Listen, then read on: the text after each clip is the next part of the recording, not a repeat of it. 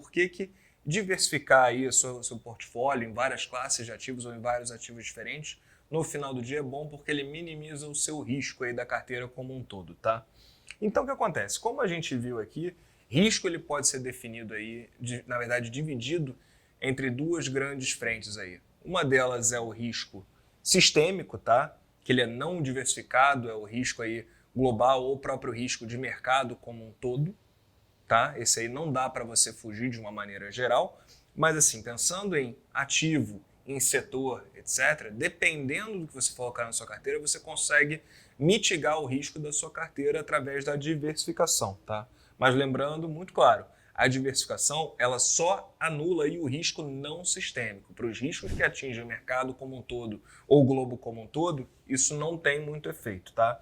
Agora, é importante falar que a diversificação ela também tem uma limitação, tá? Ou seja, a partir de um certo número de ativos que você coloca na sua carteira, colocar mais ativos não vai trazer nenhum grande benefício marginal aí na parte de diversificação, tá?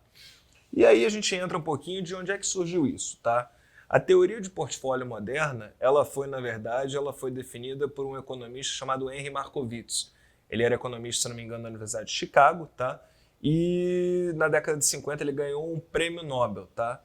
Naquela época, basicamente, o que ele fez? Através de muita análise matemática, muita regressão, olhando muito retorno, muita medida de volatilidade, ele começou a fazer vários experimentos e, basicamente, a partir disso, fez formulações matemáticas que comprovam que, na medida em que você coloca ativos aí com correlação negativa na sua carteira, você vai minimizando o risco da carteira como um todo, tá?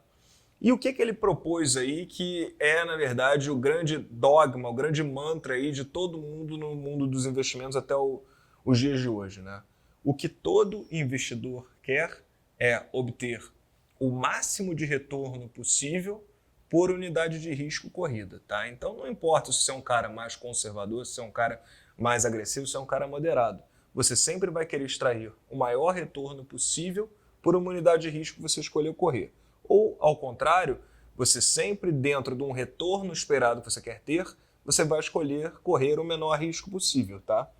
Com isso, o que você tem que fazer? Baseado no retorno que você quer obter, você vai escolher uma combinação de ativos, cada um deles com um retorno esperado, com um risco esperado, de modo a ir compondo a sua carteira. Tá? Com isso, você vai fazer uma combinação de ativos ótima e tudo isso aí combinado com o que a gente chama de taxa livre de risco, Markowitz traçou ali o que a gente chama de fronteira eficiente. Tá? O que é a fronteira eficiente? São todas as carteiras aí dentro de uma reta que compõem os melhores retornos por unidade de risco corrida do investidor. Tá? Agora, vamos lá. A gente sabe que as condições macroeconômicas de mercado, elas nem sempre permanecem igual. A gente convive aí, por exemplo, uma taxa de juros que, dependendo se a inflação estiver mais forte, mais fraca ou até de outros fatores, essa taxa Selic ela pode subir ou descer. Vamos ver o que aconteceu aqui no Brasil agora nos últimos tempos, tá? A taxa Selic, ela sofreu, principalmente ao longo de 2018, 2019 e 2020, com a chegada da pandemia do coronavírus, uma queda muito forte, tá? Quando você tem uma queda da taxa livre de risco, tá? Naturalmente, a sua curva da fronteira eficiente ela vai se deslocar para baixo. Tá? O que vai acontecer? Para poder manter aquele retorno esperado que o investidor esperava do seu portfólio, ele vai ter que obrigatoriamente colocar alguns ativos de um pouco mais de risco nessa carteira. Nesse cenário, o que a gente enxerga aqui é que principalmente investimentos alternativos, que se a gente voltar lá atrás, a gente vai ver que são investimentos com uma correlação muito baixa, que tem um retorno esperado alto, também eventualmente tem um pouquinho de risco mais alto, mas sem correlação nenhuma com os outros ativos da carteira, faz sentido colocar esse tipo de ativo na carteira de investidor com um cenário mais baixo. Ou seja, você quer colocar, na verdade, ativos aí para poder ter uma relação de risco-retorno um pouquinho mais arrojada, tá?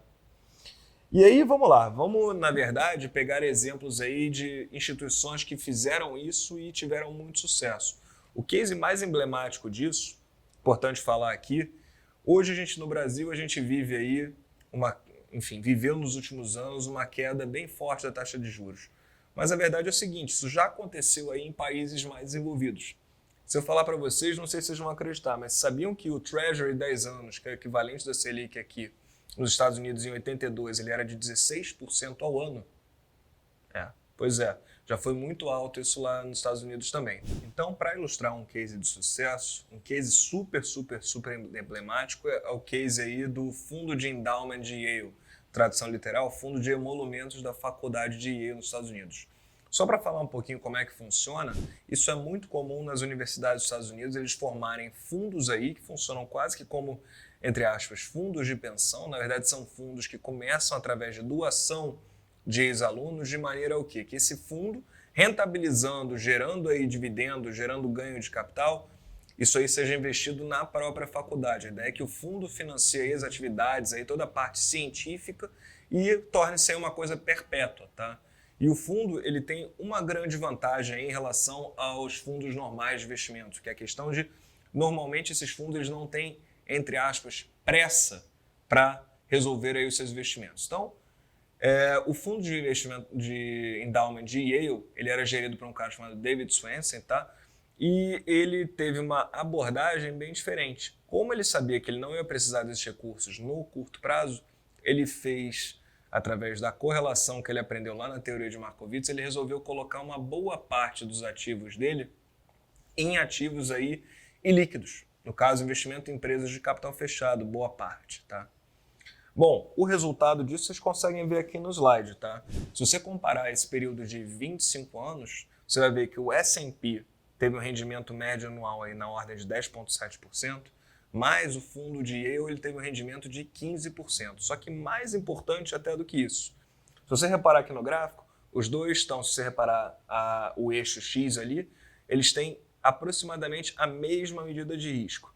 O que isso quer dizer? Que através da diversificação, um fundo conseguiu render, na média, 4,3% mais do que o outro ao ano, tá? Isso durante 25 anos, que dá um resultado de, basicamente, Yale rendeu aí 160% a mais do que o S&P, mas correndo o mesmo risco.